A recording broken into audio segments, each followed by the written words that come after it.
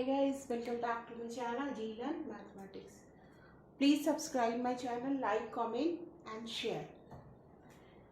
हम लोग अभी AOD ही पढ़ रहे हैं. AOD का एक पार्ट है find the shortest distance between two curve. तो जैसे कोई भी कर्व होगा, मान लीजिए वो पैराबोला हो, मान लीजिए वो एलिप्स हो, मान लीजिए वो हाइपरबोला हो, मान लीजिए वो रेक्टेंगुलर हाइपरबोला हो, तो उसका किसी लाइन से या किसी कर्व से शॉर्टेस्ट डिस्टेंस कैसे निकालते हैं. हमने स्ट्रेट लाइन में क्या पढ़ा है कि अगर दो लाइन है y बराबर m1x प्लस सी एंड दूसरा लाइन है y बराबर m2x प्लस सी, इस दोनों के बीच में हम परपेंडिकुलर डिस्टेंस कैसे निकालते हैं, y माइनस m1x माइनस सी बराबर 0.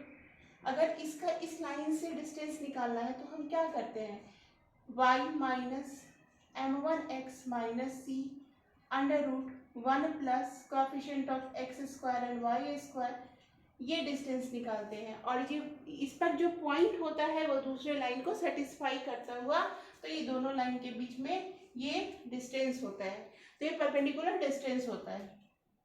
दोनों लाइन के बीच में एंगल वो भी हम लोग निकालते हैं. वो हम लोग कैसे निकालते हैं वो हम लोगों ने कई बार पढ़ा है. अगर दोनों दो लाइन के बीच में एंगल निकालना है तो m1 minus m2 upon 1 plus m1 m2 mod के साथ ऐसा हम लोग निकालते हैं. तो ये जो कंसेप्ट है ना, इसी का यूज करके हम लोग अभी पढ़ेंगे find the shortest distance between two curve.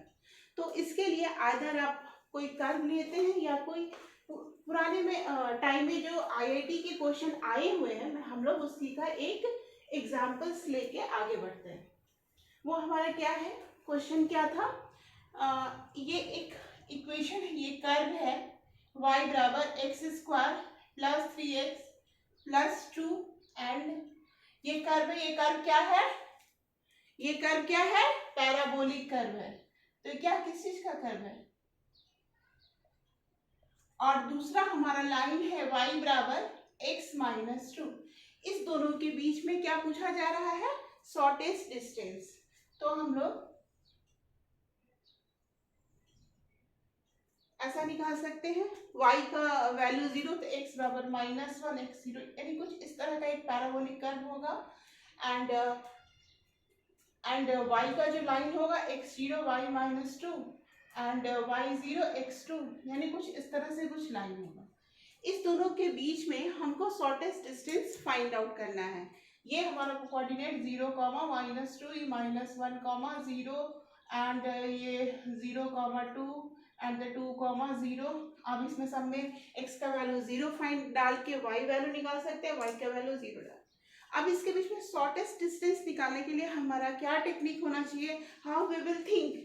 तो हम लोग क्या करते हैं, इस कर्व पे एक टेंजेंट का इक्वेशन फाइंड आउट करते हैं, और ये टेंजेंट जो है वो ये लाइन के पैरेलल होना चाहिए. अगर दो पैरेलल लाइन है तो उसके बीच में हम परपेंडिकुलर डिस्टेंस निकाल, जो भी होगा वो हमारा क्या होगा, shortest distance between two curve है. और ये जो लाइन है वो दोनों कर्व और लाइन का क्या होगा, नॉर्मल होगा. इसको कैसे फाइंड आउट करते हैं, तो हम लोगों ने अभी इससे पहले वाले लेक्चर में पढ़ा कि इसका टेंजेंट का इक्वेशन फाइंड आउट कैसे करते हैं.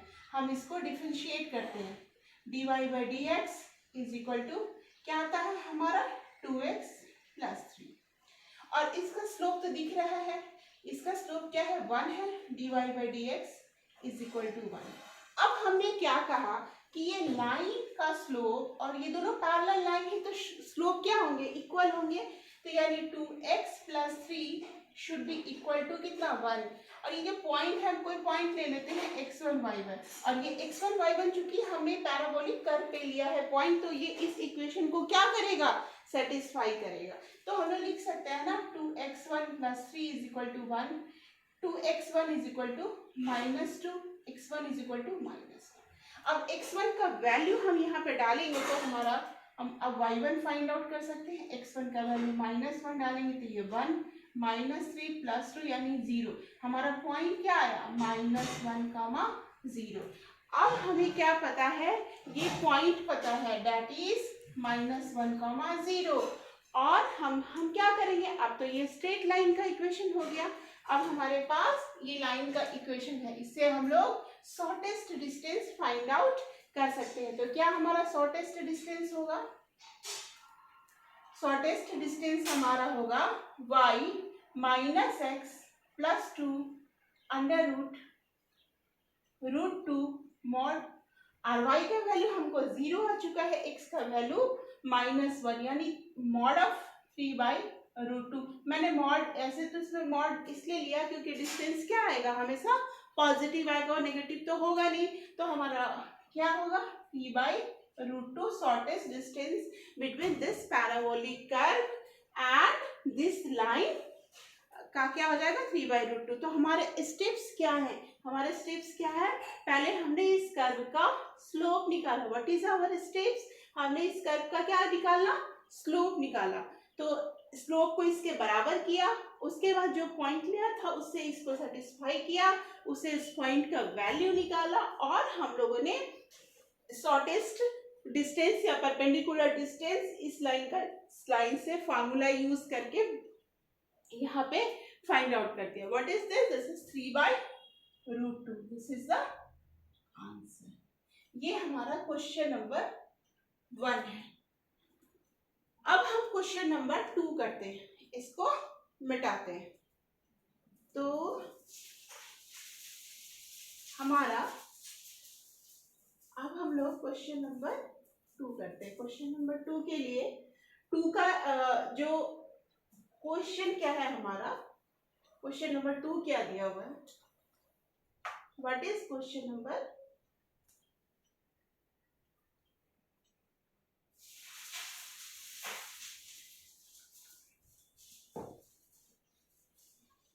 हमारा क्वेश्चन नंबर 2 क्या है कि हमें ये एक कर्व है C1 3x² - 4y² = 72, और दूसरा लाइन है 3x + 2y + 1 = 0। सबसे पहले दिमाग में क्या, इससे हमारा क्या फाइंड आउट करना है, शॉर्टेस्ट डिस्टेंस, शॉर्टेस्ट डिस्टेंस। सबसे पहले हमें अपने दिमाग में क्या क्लिक करके रखना है कि हम इसे शॉर्टेस्ट डिस्टेंस फाइंड आउट, पहले किस चीज का कर्व है, आपने देखा होगा क्या है ये curve, x² / a² - y² / b² = 1। हम लोग क्या बोल सकते हैं, this is the curve hyperbolic curve, यानी हम इसको ऐसे लिख सकते हैं x² 72/3 - y² 72/4 = 1। तो क्या एक हाइपरबोला की इक्वेशन है, और ये क्या है, एक स्ट्रेट लाइन है। तो हम लोग एक ऐसा एक हाइपरबोलिक इक्वेशन खींचा, एंड उसके बाद ये हमारा x0, तो y का वैल्यू कहाँ पे आएगा, -½ यानी यहाँ पर का कोई पॉइंट होगा -0, -½ y0, तो x का वैल्यू यहाँ पे आएगा, कोई होगा -1/3, 0। यानी इस तरह से कोई भी एक ऐसा लाइन होगा, उससे आपको शॉर्टेस्ट डिस्टेंस कर्व का, आप इससे भी निकाल सकते हो, इससे भी निकाल सकते हो।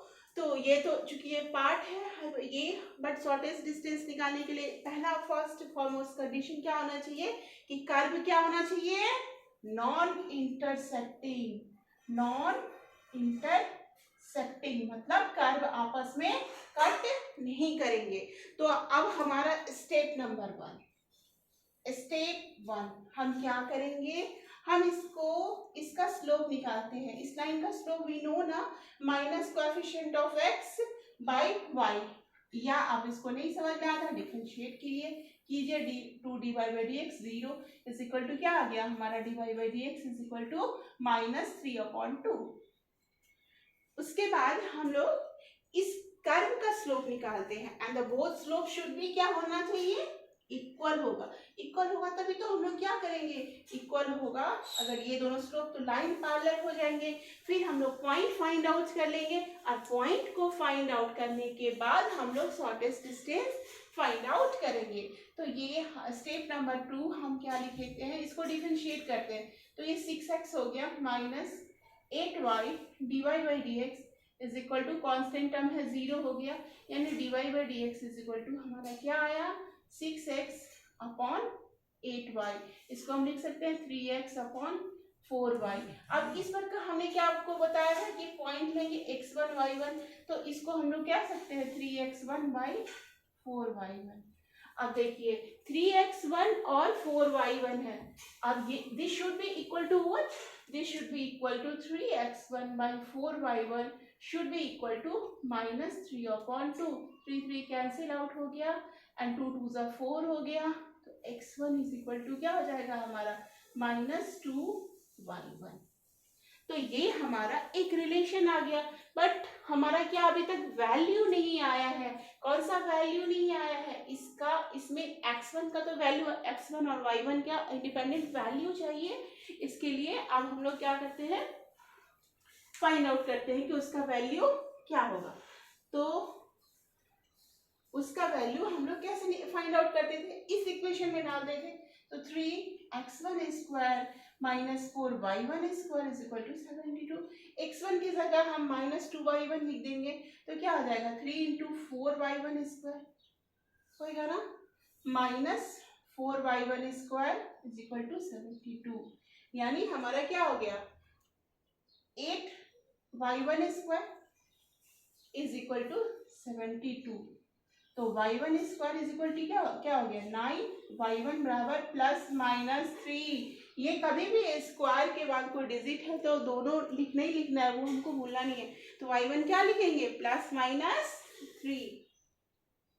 अब ये आ गया हमारा +-3 और x1 बराबर क्या था हमारा -2y1। तो x1 का वैल्यू क्या आ जाएगा 3 2 ज़ा 6 -6, हम माइनस लेंगे तो x1 का एक और वैल्यू आएगा -3 यानी 6, यानी दो कोऑर्डिनेट आया -6, 3 एंड दूसरा आएगा 6, -3। अब ये दो हमको पॉइंट आ गए, यानी हो सकता है एक पॉइंट यहाँ होगा और दूसरा पॉइंट यहाँ होगा। तो अब हम लोग डिस्टेंस कैसे निकालेंगे, ये हमको पता है ना 3x प्लस, इसको इधर लिखते हैं, फिर हमको ये पता है तो ये 3x की जगह x1 लिखते हैं, यानी -6 + 2y1 हमारा क्या है y1 3 है +1 √13, ये डिस्टेंस d1 आएगा। ये क्या आ गया हमारा -18 + 6 + 5, 6 + 1 यानी 5 हो गया √13, यानी क्या आ जाएगा, इसको मॉड में लिखेंगे हमारा आ जाएगा ये 13, मॉड है तो √13, माइनस है तो प्लस हो गया यानी √13। एक वैल्यू आएगा, दूसरा वैल्यू में हम लोग ये बोलेंगे ना कि ये वाला तो छूट गया, अब उसको भी निकालना है, तो ये आ गया हमारा d1। सिमिलरली हम लोग अब क्या कर सकते हैं, यहीं पे -6 की जगह +6 लिख दीजिए एंड इसको -3 लिख दीजिए, तो हमारा क्या आ जाएगा ये 18 - 6 + 1 बाई √13, तो ये आ गया हमारा 18 - 6 + 1 बाई √13, तो ये हमारा आ गया हाँ ये आ गया हमारा √13/13, तो ये आ जाएगा हमारा हम लोग 18 - 6 + 1 √13 यानी 13/13 √13। और दूसरे वैल्यू में हमारा क्या आ जाएगा -18 + 6 + 1 √13, तो ये क्या आ जाएगा 11/13, यानी दो वैल्यू आएंगे, एक आएंगे √13 और दूसरा आएगा 11/13, यानी दो हमारा शॉर्टेस्ट डिस्टेंस इस केस में आएगा। अब इस तरह के बहुत सारे क्वेश्चन जेईई में आए हुए हैं, you can solve as well by using this concept. तो हमारा स्टेप बाय स्टेप मेथड क्या होगा, first of all we will get the slope of line, after that we will equate the slope of line with the slope of curve and solving the equations as well, and then we will get the value of x1 and y1, or if we will get the value of x1 y1 then we will find the shortest distance of line from the curve, and we will satisfy that the point value on the curve be that shortest distance equation. After that, we will get the value of shortest distance between the curve and the line, as well curve and curve. For that, we have to find the tangents of curve and the other curve or tangent of curve and line. Thank you. Please subscribe my channel.